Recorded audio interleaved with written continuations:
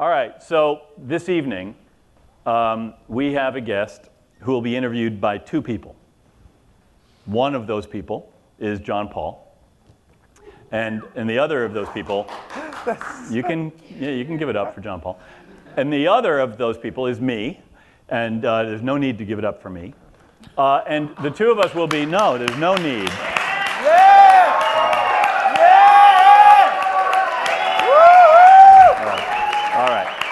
All right.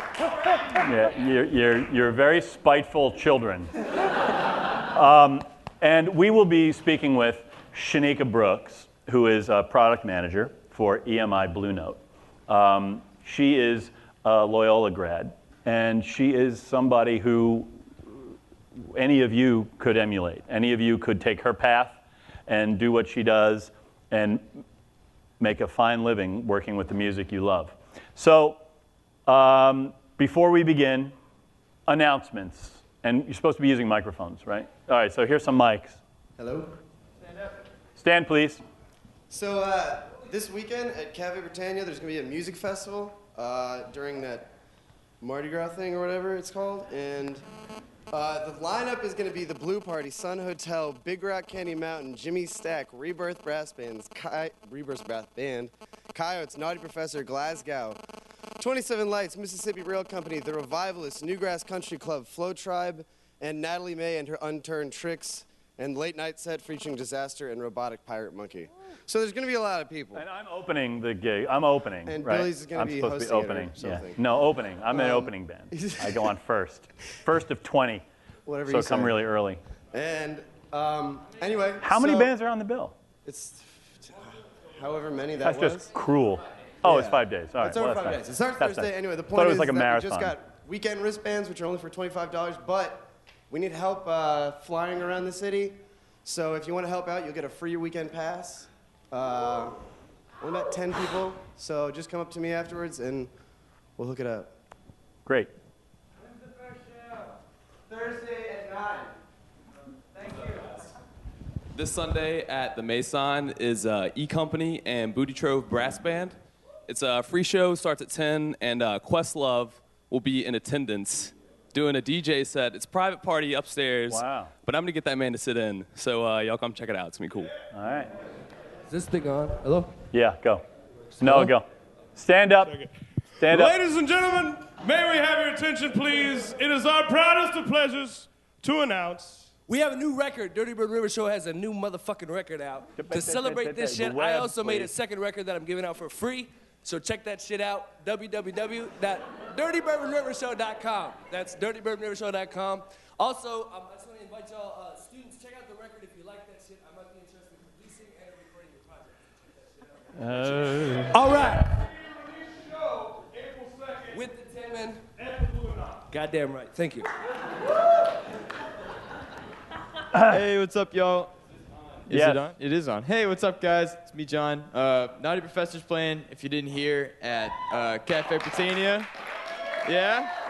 That's going to be like 9:30 or 10 on Friday night. And then we're also playing, if you missed that show, the Saturday night after that. It's like the next day. We're playing at La Maison at 11:30. So, you know, 2 freaking awesome shows. So Awesome. Thank you for saying friggin'. Yeah. All right. More announcements. Any more announcements? Hey guys, my name is Erica Flowers.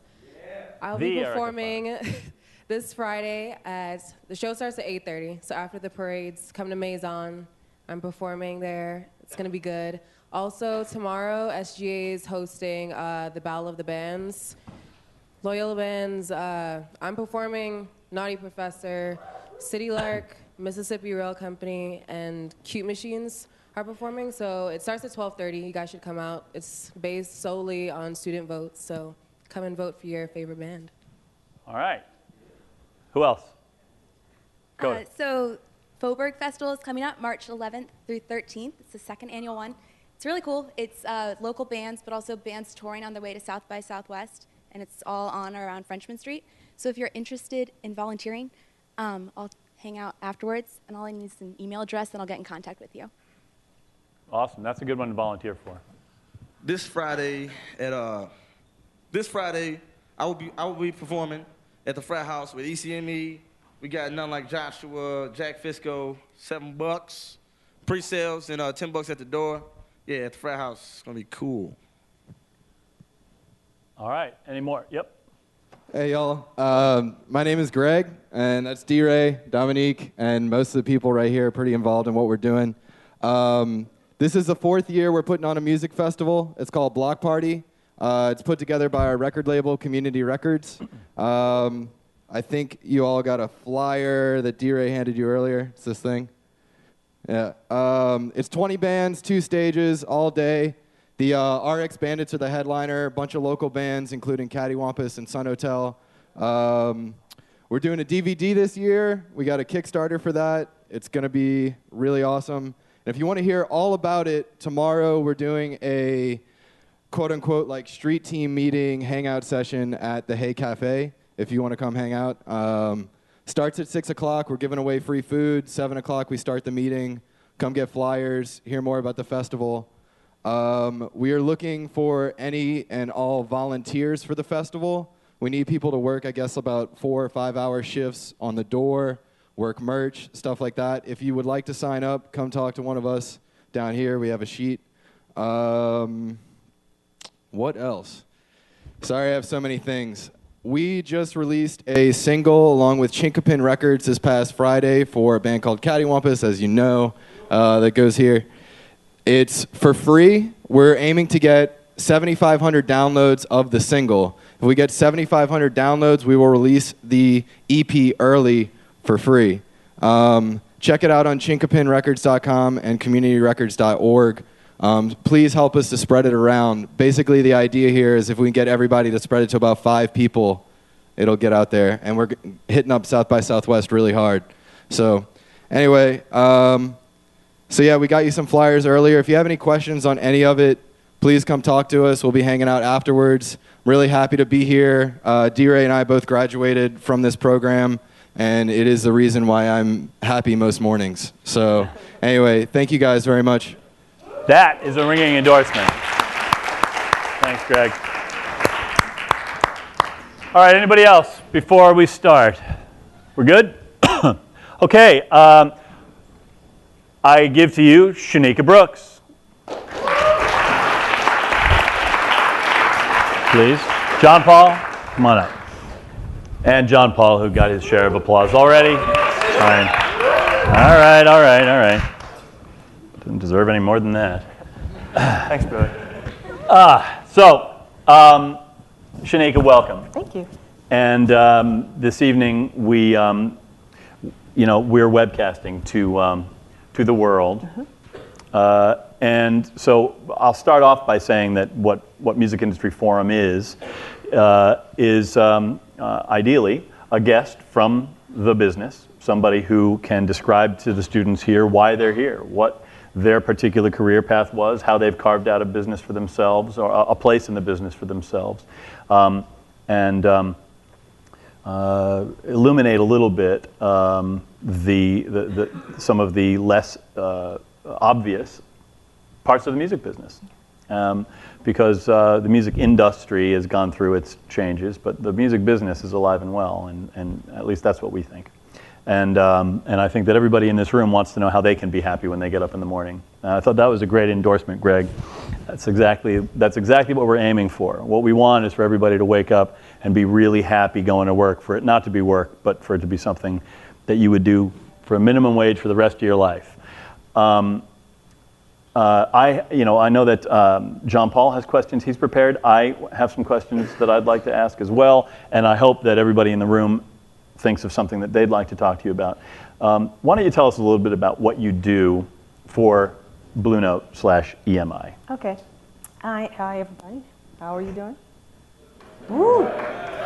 At Blue Note Records, I'm director of marketing. I am a product manager. There are about 8 of us, and my roster of artists are specifically the Blue Note artists. There's also the Virgin and Capitol artists that other people handle as well, and we could sometimes flip-flop projects as well.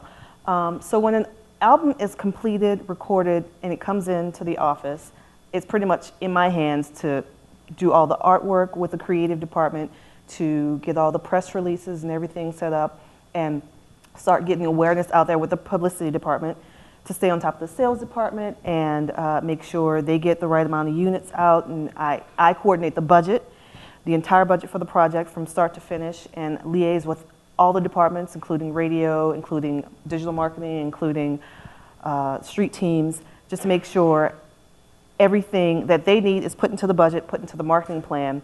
And then I also act as the main liaison between all those departments and the artist. So whether if an artist has a manager or the artist doesn't, and I deal with the artist directly, I'm the conduit between this musician and the rest of the company.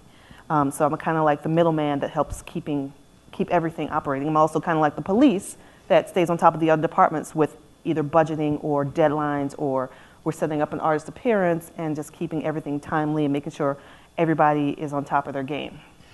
So from the moment the record is finished recording, it's you and people like you Yes. who turn it into a product. Yes, You basically create a product, Yes. and that's that the management of that product is why you're called product management. But there's a reason that you live within the marketing department, Yes. right? And that is because from the moment that you get going on this thing, you're essentially building a marketing plan. Yeah.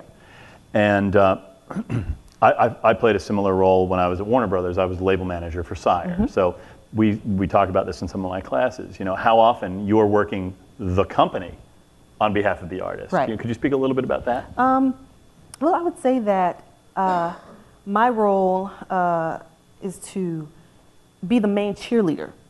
And within the jazz world, everybody isn't as,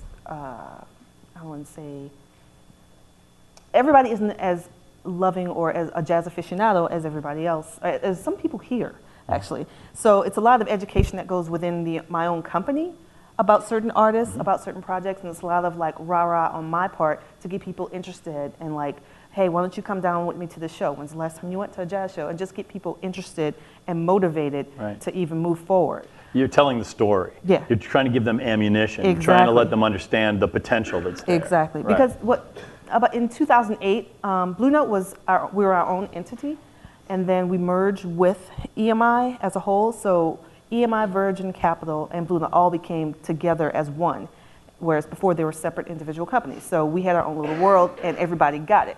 Now it's a little different, where we have more manpower, but there's a little more education that needs to go on, and sometimes motivation to, hey, you need to check out this artist. Whereas what we have may be of a little more quality than some of the more manufactured things that other people may be working.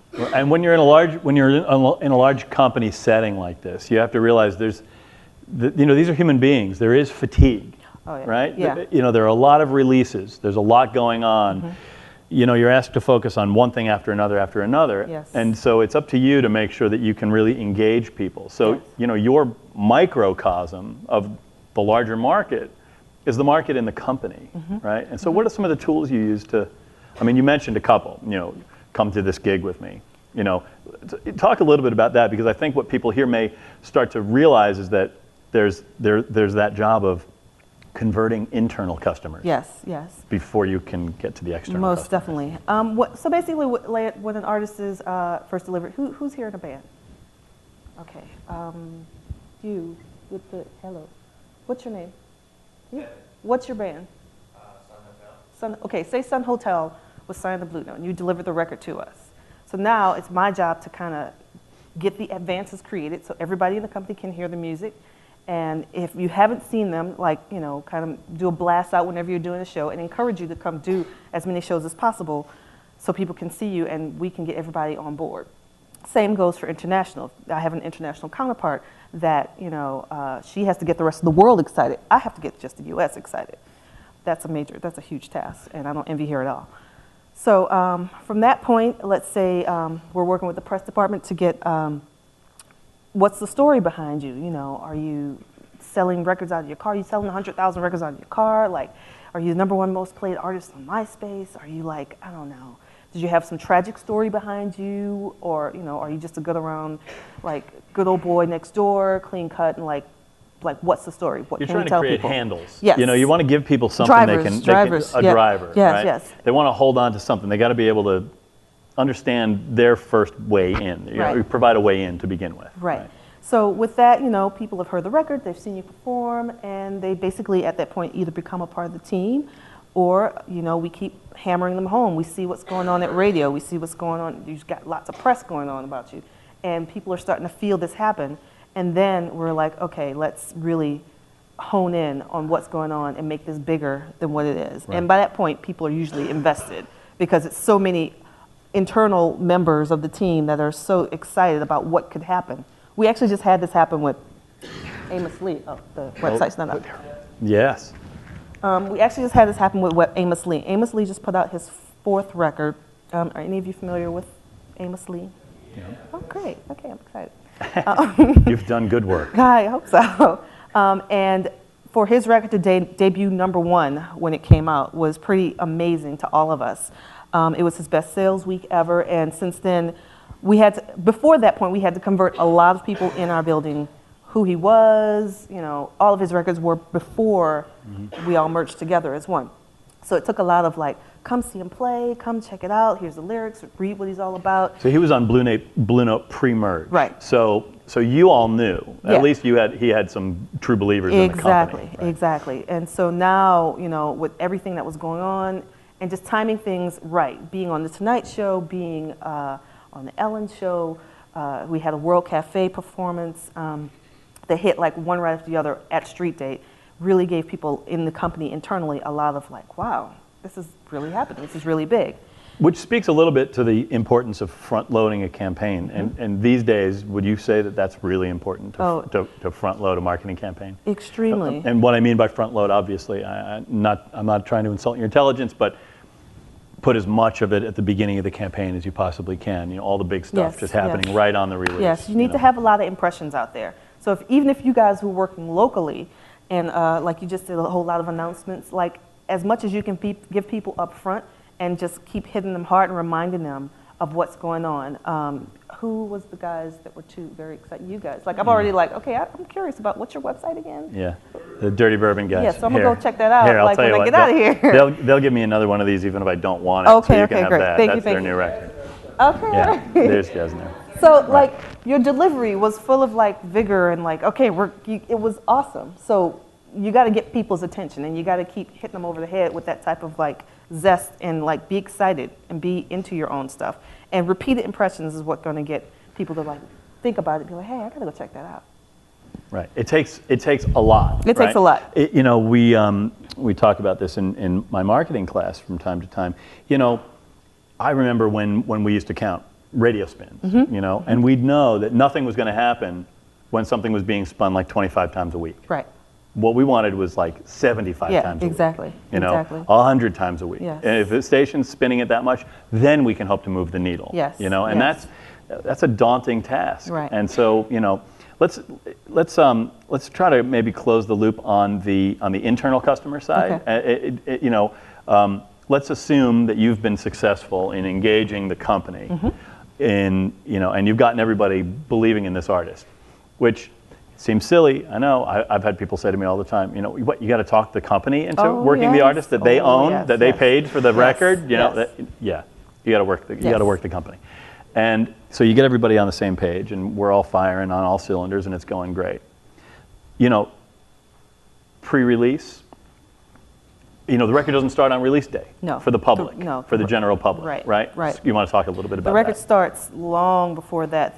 First of all, if it's a brand new artist that nobody knows, you got to do a whole lot of legwork. Can this artist perform in front of people? Have they ever? If you guys you guys who have your own bands, obviously you're out there doing it now. But if you haven't performed or if you haven't showcased your talent to people, then if I'm coming to sign you or if you're signed to a smaller company, if you can't perform, then why am I going to sign you? You can't sell your own product. It's getting the word out there. It's getting the music out there. You got to keep it simple. And sometimes we talk about dumbing things down in the company and in the industry just as a whole. And not to give any disrespect to the human race, but you got to keep it simple. And people have so much going on, and this can even talk to people internally, why you have to be a cheerleader internally and externally, because there's so much going on. People have their own families, they have their own worlds. Why am I going to think 10 seconds to think about your record? Yeah. when, you know, I have to buy this DVD or I have to buy this video game for my toddler or whatever. So you have to just keep it simple for your audience and keep it simple for the public and just really dumb things down and keep hitting them over the head one by one with the information. It's funny, I think, you know, to have, to keep your message simple, right? Keep it simple as best you can. That's obviously very important. But I think it's also important for people in this room to understand that not only are you working the company to make them aware and motivated, but, you know, you can't make them listen to the record. You can give them the record and you can ask them, have you listened yet? And have you listened? You got to listen to that. It's great. You know, you do a lot of that, right? Right, which goes to the same thing with consumers. You can't make them buy. Right. You got to do as much as you can and get it in their faces and hope. And yet we've left out a space. We've left out radio, press, new media people who also have to understand that there's potential here and that there's an artist who could reach people that is worth taking a chance on, that's worth them putting their staking their reputation on. Let's move to that kind of setup period and talk a little bit about that. So let's say who else has a band out here? Somebody throw out a name. Lots of bands. None like Joshua. None like Joshua. Okay. All right. I think some probably do like him. Oh. But okay. No. Okay. But he's called. I'm sorry to hear that. Okay. So let's say none like Joshua. You know, we have to set you up right now. Record's done. Record's finished. We have advances. We have the photo shoots done. The artwork for the package is done. So we have all the imaging set up now, which we've been working on the past month after you deliver the record. From that point, we need a bio on you. We need a press release about your record coming. Are you doing tour dates? We need to hype that up and just start letting people know. That's the press department. Do you have a website? Let's get your website started up. If not, let's just set up a splash page where we can at least have some basic information when we build out a website. Maybe there's like an online marketing company that can start, seeing the blogs and fanzines out there and even like work some online press for you and get the word out locally or nationally. Let me just say, all this stuff that Shaneika is talking about is the stuff that you guys are kind of doing for yourselves right now. Or if you're not already doing it for yourselves, you're going to have to do it for yourselves or for your artists if you're starting out, right? This is the stuff the record company is doing in this instance, but these are the same functions, the same tasks that all of you should have on your to-do list when you're an artist. So, okay, I'm sorry to interrupt, but I wanted to make sure that they sort of saw that through that lens. And then there's also radio. If it's shopping the single to WTUL or like going to WWOZ or something like that, getting on the radio. So you have press, online, you have radio, and then sales department. Are you going to go? Well, when I used to live here, it was Tower Records, but I think there's an Odyssey down there right now.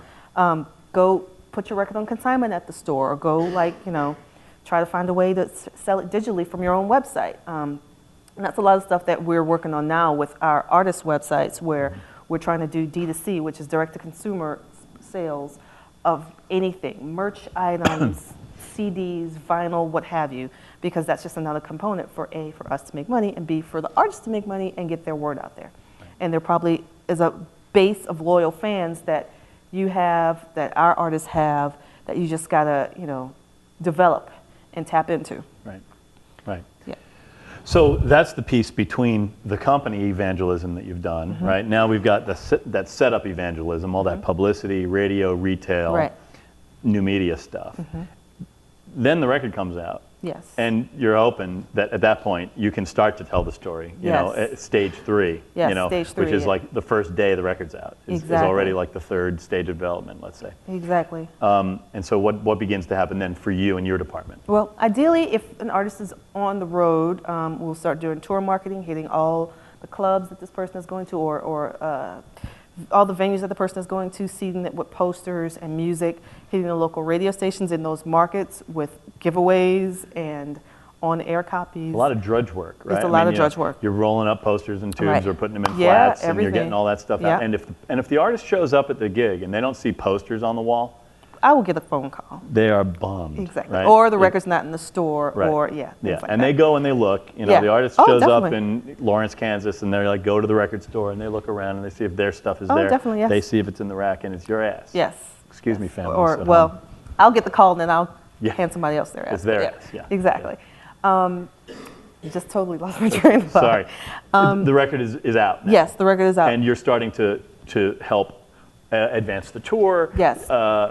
We have tour press going on, getting out write-ups, advancing the tour in dailies, weeklies, whatever's in that market. And so also, okay, the tour is happening here. Let's beef up the website presence and digital presence. Reface it, make sure the record is on sale on the website. Let's hit all the blogs with in stores now. Let's do some banner advertising. You can do Facebook advertising, which is really cheap. Yeah. And you can also define who you're targeting in that. Anybody using Facebook ads yet? Oh, cool. How's it going for you? Oh, I know. Yeah. Yeah. Yeah, it's Yeah. cool. Are you seeing results? I'm curious. Yeah, you can choose per impression or. Yep. Great. Yeah. It's great. And even if it's not advertising, you can also do like on your own page, like blast an event, invite people locally or in a certain area, or break down however you want, things like that. Yep. We'll do print advertising. We'll do various TV advertising if the project warrants it. We'll have posters and POP made. Stop. Yes. You said if the project warrants it. Yes. Let's be pragmatic, right? If a record is, say, forecasted to sell billions or gazillions of units, they'll have a hefty budget. Right. So they will have a hefty TV advertising budget. Right. Whereas some of the records, a lot of the records that I deal with, don't have that huge number against them in our sales forecast. So it's usually online advertising and print in some jazz magazines, or radio advertising, underwriting on, say, an NPR or something like that we would do. Right. So really, you're trying to get it rolling. Yes, right? yes. Everything doesn't get the same. Every artist doesn't get the same budget. It really depends on how well your last record has done, what your audience is, what the story is, what kind of record have you made. If we're working on a new project with Robert Glasper, is anybody familiar with him? Yes. Okay, and right now we're hoping to make it kind of like his version of the RH Factor record. Okay, we like that. Good. I know I can sell it here at least. Yeah. So we're trying to develop that aesthetic for his next project, whereas the last project wasn't necessarily like that. So this project will have more funds attached to it because of it. There'll be more guest artists. There'll be more opportunities. Right. Hopefully there'll be something that could potentially be a radio single, which will make it a bigger budget even on that front. So yeah, you're seeing the process is one of growth, right? Incremental growth. Yes, definitely. And it'll be a benefit to him because maybe he can do special tours with certain guest artists that might be on the record, and it'll just really be an incubation period for him until this record is finished and delivered, and the opportunities that are available are just limitless. Right. With what his ideas are and what we could do. Right. So once we see, hopefully I can come back and maybe give a sneak peek. I don't know. Great. So, no, I wanted to actually bring you into the conversation because I know some of the questions you had. Okay, go ahead. You just talked about budget limitations. For each artist, we only have so much money. How do you strategize those funds? I mean, clearly for an artist with a more mature following, say an Ambrose, you're not going to be cutting into the Hannah Montana segment. How, which for better or for worse, that's what it is. Are you going to choose those? Are you going to choose those avenues to reach audience based on that? How do you go about making those decisions? Well, for example, for Robert Glasper, is he going to have his Twitter account? Are you going to rely, for someone with an audience like Robert Glasper, is social media appropriate? Is print appropriate? Is TV appropriate? Maybe not on the strict budget point, but what about for market segmentation? Well, it depends on which projects. For say like a Robert, definitely social media will be important because his audience is younger and is a little more engaging, and the type of record that we hope that he'll deliver will be a little more younger skewing.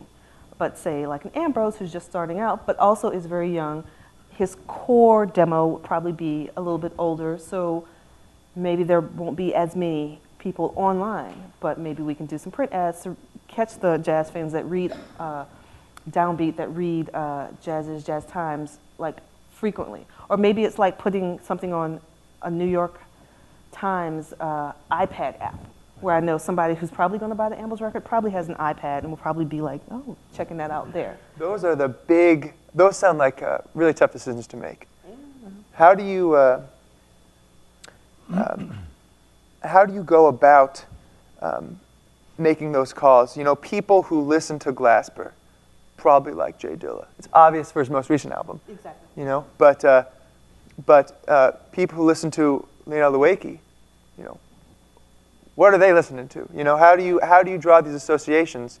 And I guess again it comes down to what sort of segmentation is going to yield the best results. Or better yet, what kind of data do you draw on to make these decisions? There's a couple of things. There's one, we have a research department who kind of pulls something, I'm not sure if you guys are familiar with NPD, and they do national marketing studies across the board. They pull like consumer segmentation on, you know, these core consumers eat these type of potato chips and like watch these type of TV shows and buy these magazines. So I can use information like that, but then I also reference past sound scan information, and I can see where if a record is doing well in a rural area, or like if it's a chain store area, if it's selling well in New York but not selling well in, say, I don't know, like California, if it's an East versus West thing, or the South. So I look at all of those demographics. And me, I also, when I go to shows, I look and see who's at the show. I trying to check around and see what the audience is. And with my roster, I go see shows repeatedly. So whether it's changing the audience, say it's the 10:30 show at the Blue Note in New York and Glasper performing, I'll see that audience. But then at 7 o'clock on a Tuesday night, it could be a different audience. So just kind of really seeing who's in the crowd and checking it out. And I encourage all of you, when you guys are performing and doing your own things, like look and see who is in the crowd, because that's your core audience. And if you start seeing repeat fans coming over, those are your people. Yeah, whether you want to admit it or not, those right. are your people. And those people, you can probably ask them to become your own little street team too. Yeah. So. Yeah, that's absolutely a great point. We often talk about psychographic profiles and the idea that sometimes, well, very often, the people in the audience look an awful lot like the band on stage. Right. You know, right. Go to a Nine Inch Nails gig and look at the audience. Mm-hmm. You know, go to a Fish gig and look at the audience. You know, yeah. Those are two different audiences. I would be at a Nine Inch Nails gig, though. Yeah. Two different audiences. Yes, definitely. So, you talked about using a data source, you know, an aggregator, right. that, you know, like MPD. But what I found really interesting and valuable is the idea that you're observing. I was going to ask you, in New York, you're given, you know, you have the opportunity to observe a pretty broad cross section of humanity. Definitely. It's like a little laboratory in that regard. So, how have things changed in that regard? I think you had some questions about the future or about the current state. I've always known Blue Note's model to be a more mature label than those that are going for the Hannah Montanas. They understand that that's not their market. Mm-hmm.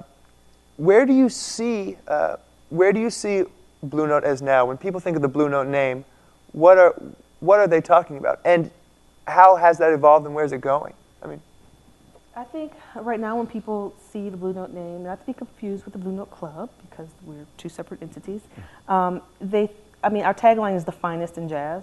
So with that, I would say to think of a certain high quality of music. And some people may even consider it a certain form of purism, where it's true straight ahead jazz and not smooth jazz and not, you know, vocals so much, but true straight ahead high quality jazz. And that's really our catalog, but we're evolving, and we've been evolving because we've signed artists like Robert and Ambrose and Lionel, and with Jason Moran being there for 10 years. And like, we have these younger cats who are amazing and holding the torch.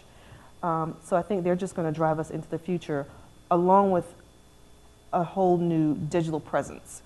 Our website here, this is currently how it is, but I would think in a month's time or so, we're currently redesigning our entire website. And it's going to be more consumer friendly and easier to find things. And really, we've honed in on having our own Facebook page and our own Twitter account. And 5 years ago, we would never done that. And we always put up blasts. If there's somebody performing, we put up information on who's performing where, when that's happening. Or say I'm at a photo shoot with an artist, I kind of snap a shot behind the scenes and put it up immediately on Facebook. And just little things like that to keep our fans engaged. Because as the older audience that we've always had continues to get older, we have younger fans that are coming in. So we have to reach them. And there's so much music out there that they don't necessarily gravitate to jazz all the time. So we need to go out and get those fans and keep the audience fresh. So a big part of the new Blue Note presence is going to be attracting those young, hungry, but highly competitive youngsters into jazz. Yes, yes, but still maintaining our core. Now, is that going to be a struggle? It's always a struggle. So how much, that brings me to my next question, which is how much of your marketing efforts, you're a product manager, you have a roster of artists you look after. So, could you speak to how much of that is you also marketing the Blue Note name? How does the fact that these artists are on Blue Note and that you're a Blue Note person whose livelihood hangs in the balance of the label's fate. Right. How much do you see it as marketing the label as well as the artist? I think anytime when we put something out on an artist, we are also marketing the Blue Note name. Sometimes we have a licensing department that kind of licenses out the name to various things, whether it's T-shirts or I don't know, high-end cigars or whatever, Blue Note coffee or something like that. That's one entity, but I think the artists are still the heart of the label, and that's what is the driving force behind everything that we do. So anytime I'm updating something on any of our projects, whether it's Amos or Nora or anybody who's on our roster, it's really in the name of Blue Note, and I think people associate that because of the quality of artists that we have. So to what extent do you feel it's, well, let me just ask you this a different way. I mean, what role do you think risk plays in what you do? I think everything that we do is risky. Right. If I left it up to our finance department, they would really say everything is risky. But it depends on what we get from our artists and what type of music they deliver. Mm-hmm. Like this whole idea with the Glasper project that we're probably doing. Mm-hmm. That is a huge risk because he's never gone in that direction. And we don't know what's going to happen. We don't know how well it's going to do. I have extremely high hopes. He does too. But the finance guys are going to look at those numbers and be like, I don't know. Are you sure about this? And I'm like, yes, just take my word for it. Right. And then my fingers will be crossed the whole time. But I think it's a matter of educating, especially since the jazz world, I don't want to say that it's dying, but it's a dying art form. It's fragile. It's fragile. That's a very good word. I like that. I'm going to start using that. Spent a lot of time in the jazz world. Yes, yes. It's fragile. And while the entire industry has been evolving, that's one of those areas that, is very fragile. Right. And it can go either way, but I really feel that with things changing and with, Esperanza Spalding winning Best New Artist, that is amazing. That's right. So things like that, there's going to be a turnaround. Yes. Wow. That was fantastic. That's right. So with little things like that, we get little notches on our belts, like, okay, one for us, one for jazz. So, as things like that continue to go on, it's going to wake people up and be like, wow, even from the Grammy one, it's like, who is this chick? Like, what? And she got up there and did her thing, and then she did the little thing with Neil Portnow after that, which was cute, but it's now people are really what is really going on? Who is this chick? And just really discovering her. So I hope with that, and she's on the Joe Lovano record, which you might see coming up there too. With that, I hope it's just a new guard coming in with the younger artists kind of taking over. When you say it like that, it seems like the jazz world is a microcosm of where the industry is now. I mean, yes, it's a fragile time for all of us. Right. But in that, there's opportunity. Yes. I mean, more so than ever, we have young people being exposed to, I hate to use the word high class, but very engaging music. Exactly. One of the things I meant to ask you, in the world of jazz, there's such highly individualized perspectives. Lueki sounds totally different from Avishai Cohen and Anat Cohen. It's not like there are particular facets that they share. You know, Jason Moran is totally different from Aaron Goldberg. You have very well articulated styles.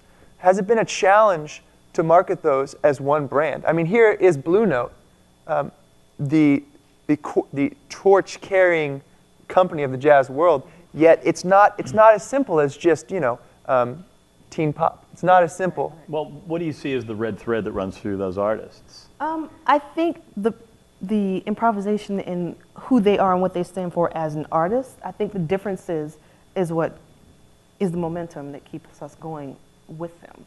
Mm-hmm. I think because Lionel's so different, because Jason is so different, to the fans, to our core fans that are out there, they know the difference. So if we're stepping outside of that box and reaching people who don't know anything about jazz, we have to educate them on a whole lot more than just the difference between Lionel and Jason. Well, you can't sign the same artist over and over again and still stay vital, right? Right? So you need to make sure that you're doing something to be moving forward and bringing hybrid vigor into the picture, right? But you're a label. You curate a collection. You would assume that there's a red thread, there's some commonality between those artists that makes them a Blue Note artist. Right. So what is that to you? What is a Blue Note artist to you with all this variability from Cassandra to Nora to whatever? I think it's just the music, the highest quality of music, where you can listen to it today and then 10 years from now you listen to it and be like, oh my God, this is just an amazing record. This is just mind-blowing. And I think it's the quality of that is what keeps. So is quality the is the value proposition. Yes, there. definitely, Right. definitely. That's what makes it. Yeah. All right, so because I think we only have like 10 minutes left, which I can't believe it, but could you speak a little bit to your experience, to your path from these chairs in Loyola exactly. to you know, Blue Note in New York City, and you know what you studied, what your first moves were, did you intern, what happened, how did you get positioned to be who you are? Well, I'm a little envious of all of you because the music industry studies program started the year after I graduated. So I was kind of like, damn, okay. And so what did you study? I studied I started management and marketing. Right. Right across the way back there. Yep. While I was here, I actually was a part of the UPB. Is that still here? Yeah. Okay, I was a part of the UPB. I ran the Contemporary Sounds Committee, so that was all about producing music programs on campus. So you immediately got involved in the stuff you love. Right, so that was like, I was like, that is what I want to do. So I got all involved into that, and then I became the president of UPB, and I was really excited because we started a little program called Loyola Palooza that happened at the end of the school year, and so that was my little thing, this little music festival. Very so I'm clever. like, this is what I want to do. So there was one class here that was a music studies class, music business class. I think it was John Rankin who was doing the class. So I took that one class, and from there I was like sold. I'm like, this is what I'm going to do. And besides, I'm not going to get up and dress up in heels every day and work in some corporate office. This is not happening. So I found a program. I went to graduate school in Chicago at Columbia College. And from there, I found an internship at BMG in Chicago. And What did you study at grad school? MBA? Yeah, well, Masters of Arts in Music and Entertainment Studies. Right on. So in Chicago, I became an intern at BMG, and that was kind of what my launching pad was. Doing grunt work, putting up posters at retail stores, taking inventory. Now, they hear this a lot, but why was that your launching pad? Why did that make it so that you were in it? Well, being in it, like really being there, like getting a poster, I think at the time, I don't know, maybe it was an Usher record. I was putting up posters, and like I was excited because I was doing what I wanted to do, and I was starting on my path. And I was networking with retail store owners and artists and managers and things like that, and being in the mix. And other people who are college reps or interns just like me, and we're all just pretty much on the same path. And you were taking instruction from people who you hoped to be next. Maybe, yes, people who were salespeople, office managers within distribution, label reps. Right. So while I'm in the office working as an intern there, I'm learning what they do and like, how do you do this and what goes on and what sounds can, and just absorbing as much as possible. Right, you get an awful lot through osmosis in Right, that case, right? right, I mean, right. because you're just watching it, you're in it, you're Exactly. seeing people do what you do. Exactly. And we would have shows. I would get to go to shows, and just that was a fun part too, going to free shows. And just mingling with artists and just seeing everything. And also when we had our shows, everybody at the label had to be in the front. So. Thank you. Thank you. Because that's a respect thing to the artist. You had to be in the front because that's your artist on your label. That's right. So anyway, from there, I stayed with BMG for about 5 years, just bouncing around. Other opportunities came up. I was a field marketing representative in Los Angeles. I lived out there for like 2 years. And just driving around, putting up posters in retail stores and setting up in-stores with artists and replenishing stock and things like that. From there, the ability to move really helped me. It's interesting that it's pretty self-selecting. To some people, that sounds like a dream job. Right. Right? If it doesn't sound like a dream job to you, you're out. Yeah. You won't do it. Right. So it to a certain degree, it's self-selecting. Yes. Right? If that sounds like a dream job to you, then you're going to be, you're a lifer. You're going to be doing it because it's what you got to do. Exactly. So it's a great threshold. Yes. So I'm sorry. So from there in LA. Really, like the ability and the desire to relocate, basically in the name of the job, was afforded me the opportunity to live in LA and then live in New York as a product development coordinator, which is basically I set up all the marketing plans for the local market while I was working in the distribution side of the company. I'm still with BMG. And that was pretty cool because I was the point person that set up all of the in-stores and walkthroughs with the artists. I mean, I took Alicia Keys on her first in-store, and that was like pretty amazing. Right. Even just thinking about that. Then from there, I had an opportunity to work for a little label that's completely defunct now called Artist Direct. And that. For Mark. Yeah, yeah. Friend of mine. That was a really great opportunity, a really good learning experience. And I would say it was a really good learning experience because I got laid off, because I'd never been laid off before, and just having that affect me, I'm like, oh, okay, so let's pick it up and go. And after that point, there was an opportunity at Blue Note Records back in New York, so I did a lot of flip-flopping LA, New York. And, New York and to for LA. them, you had a story to tell, right? Yes. I mean, you had, look at your resume at that point. Yes. I mean, you'd seen a lot of the business. Right, You know, you were on the distro side, you were doing a lot of the retail, the sort of the street retail stuff. Artist Direct, you saw the new media side. I mean, you worked. And sales, I was doing sales as well with sales, that too. right. So by the time the Blue Note opportunity came around, it was like, hey, I want to be a product manager. I want to work in marketing. I want to work directly with the artists. And here's all the stuff that I've done. You see how you kind of become somebody who knows what you want at that point too? I mean, it's like, again, you've honed in on your thing. You know, you've had the sort of taster. Right. You know, it's like you've been to the smorgasbord. Right. And when I was sitting in these chairs, I didn't know what I wanted to do. I just knew I wanted to work in music.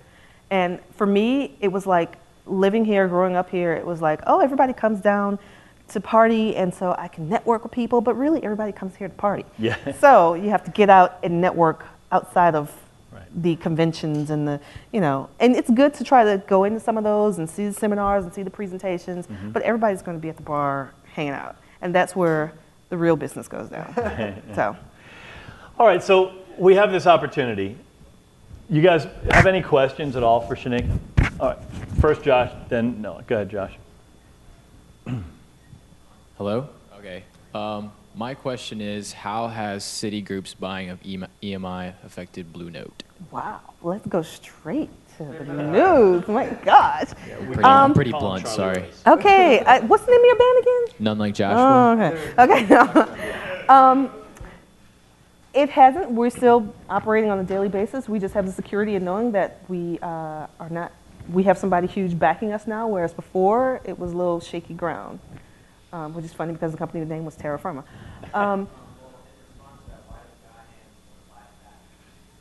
That I am not sure. I am one of the worker bees who make things happen. So when you find out from him, let me know. Yeah. Yeah, you started on a good question. You were talking about like people, how a lot of your artists are very eclectic and they have to deal with like a lot of different markets. I was just wondering if you could talk a little bit more about alternative markets. Like some of us are in like bands playing a lot of wild stuff like jazz, which is considered wild to the world. rock and roll, blues, things like that, roots, gypsy music, Circus Latin music, things like that. I was wondering, first, like, just if you could talk a little bit more about that alternative marketing, and also if you know any good, like, mid-level publications and stuff that we should be hitting up that are, like, good to adding to our networks. Like Circus Monthly. Okay. Yeah. Well, no, wait. Go back to the alternative marketing. Just more like for us that we're not pigeonholable in a genre. Like we play things. What do you do if you don't fit? Well, yeah, like because I feel some of your artists definitely have jazz influences, but they kind of like a transcend lot of our that. artists, basically within, You know. I would say within a major company, if your stuff isn't played on the radio, then we can't really categorize you. So a lot of what I work with can't be categorized. And really, I focus a lot of my efforts on online and really Facebook and Twitter and like seeing who the fans are and spreading it out there. And really just tapping into the existing audience and relying on them to make it broader. I mean, do you see part of your job to be delighting the people who are already there? Yes. So that they then feel evangelical? So Yes. that they feel stakeholders? Yes, in it? they're make them a part of it. Right. Because they helped us and the artists get to where they are. Right. So let's keep them, they're stakeholders, So definitely. you, even as a big bad label, as big and major as EMI, you guys really see yourselves beholden to these customers in a whole new way. Oh, definitely, yeah. I mean, these aren't just disposable units. If they wouldn't be there supporting our artists, we wouldn't be here. Right. Yeah. That's a very interesting outlook because, as we know, the jazz fans were intense. Yes. And it's Hardcore. interesting that your model for how you're going to grow capitalizes on that advantage. The one thing, jazz may not have the large reach of some other markets now, but it does have a strong core, perhaps too strong of core, but people who really love this music. Yes. And you've managed to create a strategy that utilizes that. Yes. I think that's wonderful marketing. Fans, definitely. Also, one question too. For us that are like, also a lot of us are doing like the DIY thing, like we're having our own LLCs and our own companies. For us that only have like so much, that we're playing a lot and we're getting a lot of good, the point where you get like too much to handle, where should you focus your efforts in? Like what specific department of your DIY thing should you put the most weight in? And also, I know it's like a bad question, but like, do you recommend that we do this, or do we seek labels like Blue Note? Do you think we should stay DIY forever? Sometimes that seems like the most appropriate thing for an artist. I was just wondering your opinion on that. Okay. Let's go back to the first question. You'll feel a threshold somewhere, whether you're getting a lot of press or if you're getting a lot of like hits online, or even like if you're getting a whole lot of radio airplay locally. Like, I don't know, take that to Houston, see if somebody in Houston's gonna love your stuff, and then grow that particular area. I think you should just, if everything's kind of status quo, then you need to focus on something to develop it more. But if one area is really like starting to become like, hey, we're getting a lot of notice on like TV, or we're getting a lot of like write-ups locally here and there. So let's start focusing more on that energy to get more of that out there. And hopefully some other department area will take note. As far as remaining DIY or not,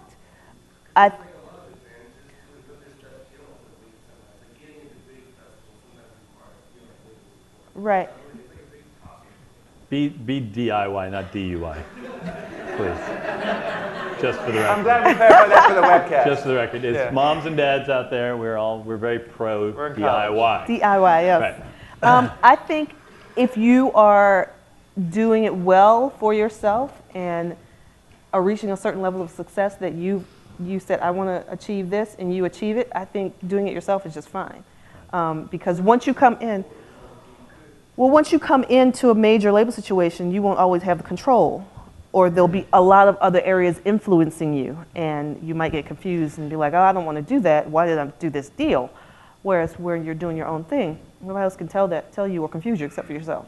We have a question behind Noah. This is not a private conversation. Dimitri. You talked about how your label tries to create just like really high quality music so that 5 years it'll still be awesome or whatever. So I mean, all the people you sign probably aren't as famous as Norah Jones or Amos Lee. So is there ever someone who you guys just you're not sure they're going to make very much money, or maybe they're not going to make any, and do you guys feel like there's something you just have to put out, And like what do you do in that? I think every artist that we sign starts off with us really believing in the artist and not really looking at, oh, this person's not going to sell a lot. It's really, if you believe in who you sign, then the weight of the company or the weight of the people who believe in you are going to work their ass off to make sure something happens for you. Because there are a lot of artists that you would listen to without knowing any better, and you might think, no way. Right. There's no place in the Right. music business for this artist. But I'm just going to carry the torch. I'm going to work this thing. I mean, imagine the first person who heard Tom Waits. I'm just kidding. It's like the first person who ate a pineapple. You know, it's just like, whoever thought to eat this thing? And there've been misses. We've had misses, but we've also had hits. Right. So you just have to learn from your mistakes and be like, okay, we're not doing this again. No, let's not. No, some X, Y, Z that sounds like this. No, we've done that. That formula doesn't work. Right. So trust me, we have a long list of successes, but we also have a longer list of things that didn't work. Do you find it's ever worth not listening to your gut on this stuff? I mean, is it? I guess what I want to ask is can you outfox yourself by trying to be smart, by trying to be clever, by trying to predict what people will like instead of coming from meaning? I think if you do that, then you're losing the essence of it somewhere. Right. I don't think we really try to outsmart ourselves because we pretty much know, I think we have something for everyone on our label, and I think we pretty much know the formula for success that works with various artists. But we still, every now and then, take a gamble, and it's like, oh, this is going to be great, and we're like psyching ourselves out and like, okay, I'll get on that bandwagon, sure, but I don't know about that. Right. And then, we try and we give it our all, and if it doesn't work, it doesn't work. Right. Maybe it's not the right time, maybe it's not the right sound, maybe it's, we got in the way of the artist and their creative process kind of like flustered because we were saying, oh, you should do this, you should do that. For all the science we can have behind things these days, it's still very much a gut business, yes, right? Yes, it's still definitely. very much about where the meaning is, where other people hear the meaning. Exactly. Finding your audience. Yeah. It's a real challenge. It's a feeling. It's like, Any other burning questions before we go? I know we're running out of time. What? We're okay? Okay. Maybe just a few parting words. Something to when we leave Forum, Shaneika Brooks said, work smart and network. And believe in yourself and believe in what you're going to do, because all you guys, I'll be buying your records 5 years from now. Start your networking with meeting this lady after Forum. There it is. Shaneika Brooks.